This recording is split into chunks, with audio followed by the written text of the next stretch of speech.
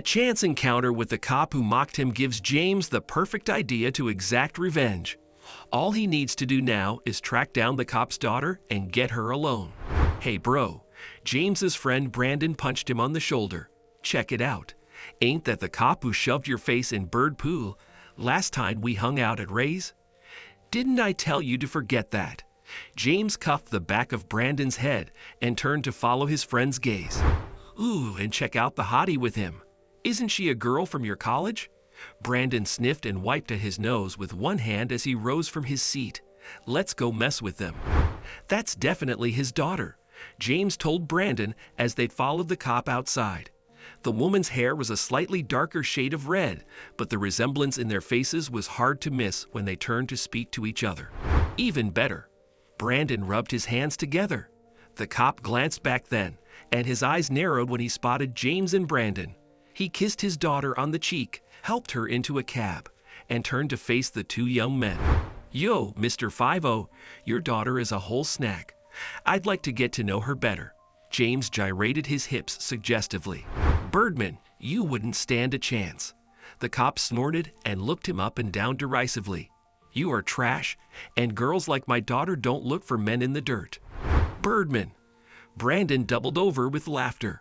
What did you call me? James squared his shoulders and closed in on the cop. The cop grinned. If you and your buddy here put your heads together, you might have 2 brain cells left between you to figure it out, Birdman. James watched the cop swagger away, then spun around and kicked a trash can. As he watched the empty takeout containers spill across the sidewalk, he had an idea. He knew exactly how to get back at that jerk in blue. 2 weeks later, Brandon and James stood together on the sidewalk opposite a popular coffee shop on South Blackstone Street. Just like I said, Thursdays at 11:45. She's in there drinking some fancy frappy matcha latte something, Brandon said. He bounced from one foot to the other as he pointed to the coffee shop window. James nodded. He watched the cop's daughter sit from her cup before turning a page in the book she was reading. He then turned back to his friend, gave him a fist pump, and crossed the street to enter the coffee shop. James went straight to the girl's table and tapped her gently on the shoulder. She looked up at him with the greenest eyes he'd ever seen. It took James a moment to remember why he was there. Sorry to disturb you, but I think that guy over there is checking you out. James pointed out the window to where Brandon stood. As soon as he noticed James and the girl watching him through the window, Brandon pretended to look away and act cool. Are you sure? The girl smiled and looked James up and down. Maybe he's checking you out. James laughed. No chance of that. I'm not much to look at, but you look like you just came out of the oven. The girl blushed and tucked her hair behind her ear as she glanced down. James showed Brandon a thumbs up through the window and sat down across from her. Hope you don't mind me joining you. I'm James. I'm Sarah. Sarah's hand was warm and soft in his when James shook her hand. Haven't I seen you around campus? The time flew by as James and Sarah got to know each other. She was a sweet girl, James realized with a witty sense of humor. They laughed at each other's jokes, and James could tell by her shy smile and the sparkle in her eye that Sarah was into him. This would be almost too easy. After a while, James said he had to leave and asked Sarah on a date for that weekend. She blushed the entire time they were arranging where to meet. As James left the coffee shop, he typed a message to Brandon. Step 1 complete. She's mine. Sarah was already waiting when James arrived at the Shakespeare Theater. He stopped a few paces away to admire how good she looked in her plain skirt and off-the-shoulder shirt. The afternoon sun highlighted strands of gold in her long red hair, and when she saw him and smiled, dang, you look amazing, James said when he greeted her. I brought you something, but now I think it's kind of silly. James made as if to throw away the flower he brought for Sarah, but she wouldn't hear of it. It was just a simple daisy, but her face lit up when she saw it. She thanked him profusely and tucked it behind her ear. They walked arm in arm along Navy Pier to the restaurant where James had booked them a table. The open-air seating and elegant but simple decor created a perfect first date atmosphere. Just as he'd expected, Sarah was instantly enchanted by the views of Lake Michigan and the Chicago skyline. I can't believe I've never been to this place before, Sarah sighed as she looked out at the city. It's amazing. I'm glad to be the first guy to bring you here. James smiled and gently took Sarah's hand in his. I hope to make this a night you'll never forget. After dinner, James led Sarah to the funhouse maze. They laughed and pulled faces at the mirrors, and James held Sarah close when they navigated the spinning tunnel. That was so much fun, Sarah said when they exited. I haven't been to the carnival attractions here since I was a kid. I'd forgotten how magical it could feel. I know the best spots for magic. James smiled and took Sarah's hand. Just follow me. They went on the carousel next, and Sarah laughed at James as he joked around. Then they got in line for the Centennial Wheel. As the Ferris wheel ascended, Sarah shivered. James slid closer and put his arm around her shoulders. I don't think I could ever get tired of this view, Sarah said. Me neither, James replied. The wind swept Sarah's hair away from her face, and he was struck by how the city lights reflected in her eyes. You're looking at me, silly. Sarah playfully slapped his chest. The view is out there. I disagree. James leaned in closer, but just then, his phone rang. James immediately snapped out of it. He'd almost forgotten why he brought Sarah here in the first place. James answered his phone and heard Brandon's voice on the other side. Race place is bopping, bro. I thought you'd be here by now. Did you skip straight to step 3 or something? Hey, my man. James side-eyed Sarah, who was looking out over the lake. No, I don't know if I can make it. I'll have to ask my date. So we're still on track, cool. Brandon hung up. Hey, Sarah. James turned to look at her as he put his phone away. Do you feel like going to a party after this? Sarah smiled brightly. Sure. When the Ferris wheel returned them to Earth, James got an Uber to take him and Sarah to his friend Ray's house. She seemed uncertain when she heard James give the driver an address in Englewood, but he soon reassured her. It's not as dangerous as people think, James said. Besides, I'll be there to protect you. All of Sarah's trepidation faded away after a few drinks. She and James danced to the thumping music and had a great time with his friends. Every time Sarah's cup ran empty, James ensured she got a refill. I'm not feeling so good, Sarah said a few hours later. She was leaning heavily on James and had a hand pressed to her forehead. Don't worry, baby, I'll take care of you.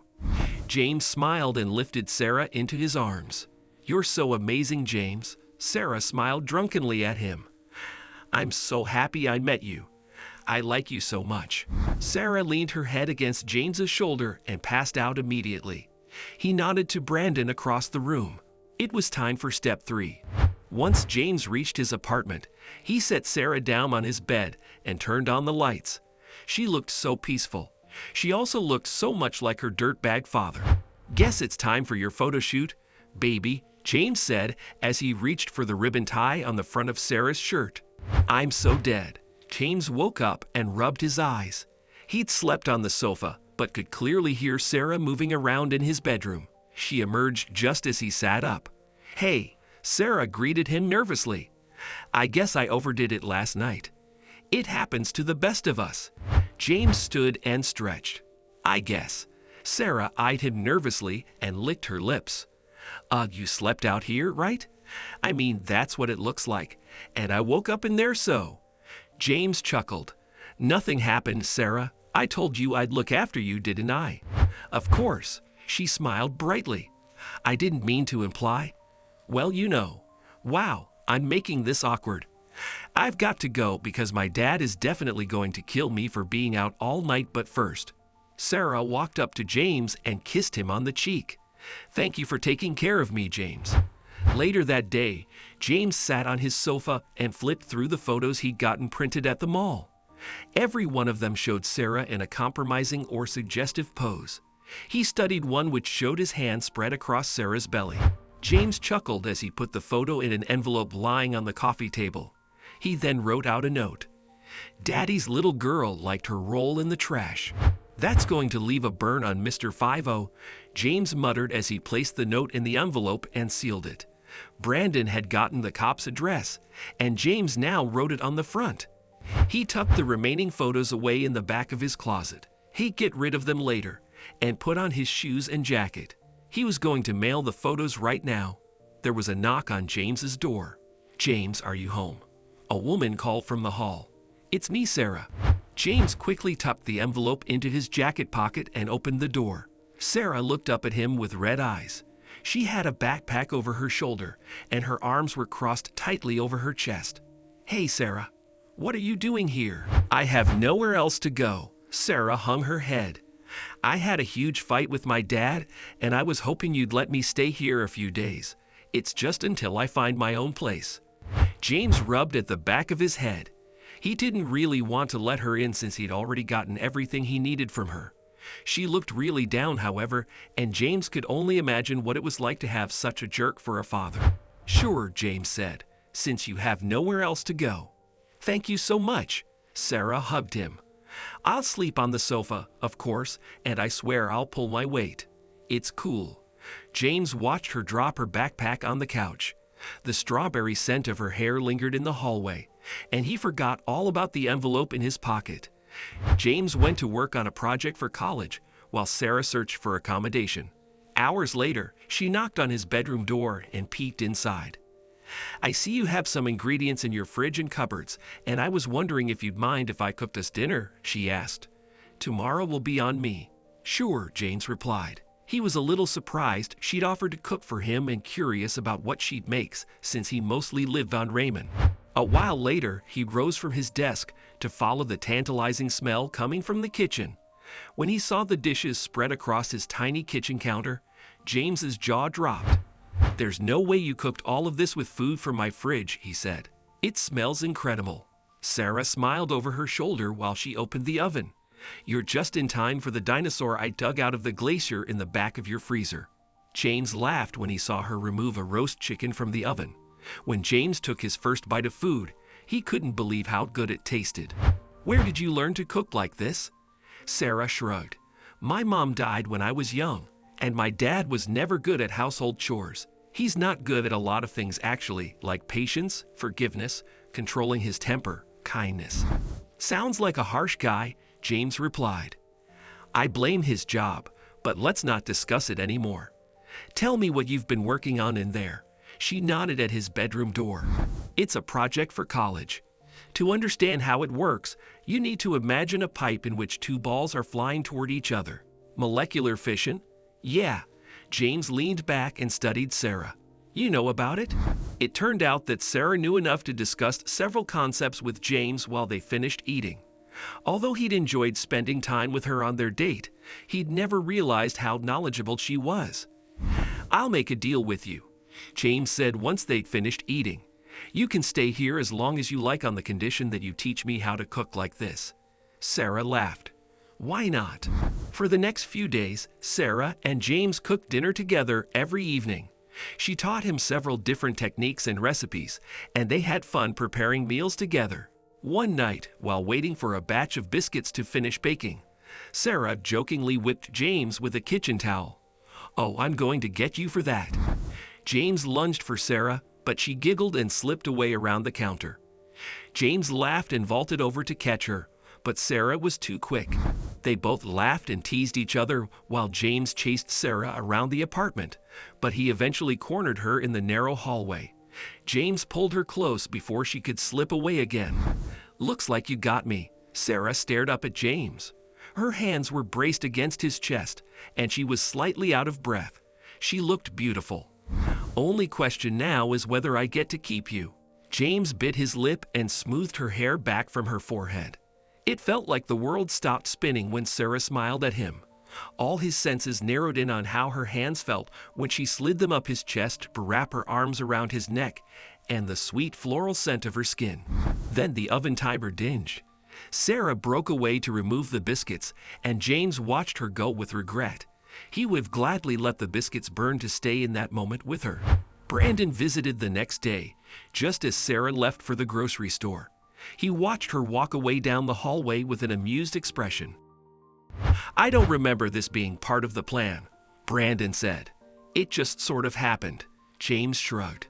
"Oh yeah, the hot daughters of jerk cops move in with me all the time too." Brandon sniffed and slapped James on the shoulder.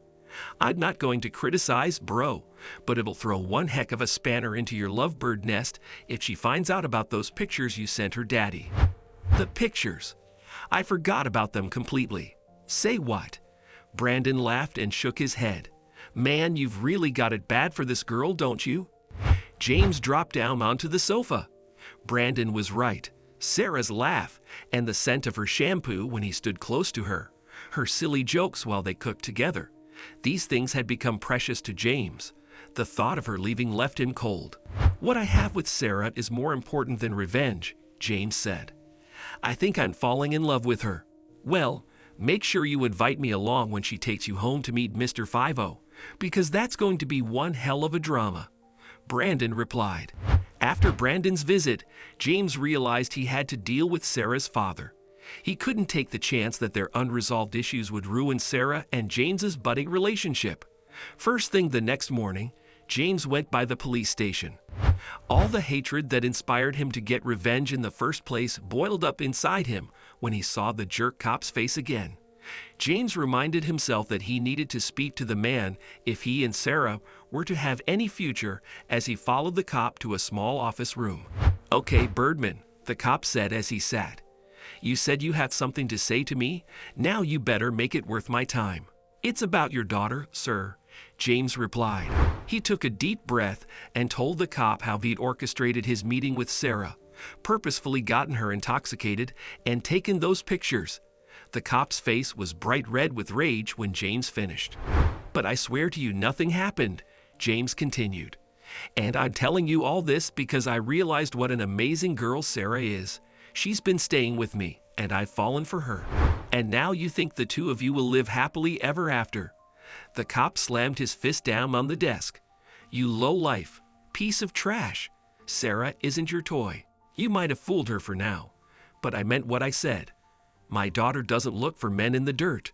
She'll see your true colors one day, and then you'll be back in the trash where you belong." James walked up to his apartment with his head bowed. He couldn't stop thinking about the cop's words. James had made some bad decisions in his life. That's how he met that cop in the first place. But he wasn't trash. He'd gone to college to ensure he had a good future, and now he wanted Sarah to be part of it. He'd have to become the sort of man that a girl like Sarah deserved. He'd have to tell her the truth, but how could he do that without losing her?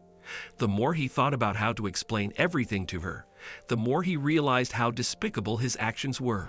James's thoughts were still buzzing when he entered his apartment. He stumbled into a laundry basket left in the middle of the tiny hallway and frowned. Then he saw his jacket lying on top, the jacket he'd worn when Sarah arrived on his doorstep. He returned it to the coat rack and never removed the photos from the pocket. Sarah? James glanced around the apartment. His heart shattered when he noticed her backpack and all her stuff were missing. He found the envelope lying open on the coffee table. The photos were gone, but Sarah had left him a note. "I hope your revenge was worth it." What can we learn from this story? Love is neither a toy nor a tool. James thought it would be easier to manipulate Sarah if she cared for him, but instead, he broke both their hearts with his cruel plan. Revenge is a two-edged sword. There is no way to exact revenge on someone without hurting yourself in the process.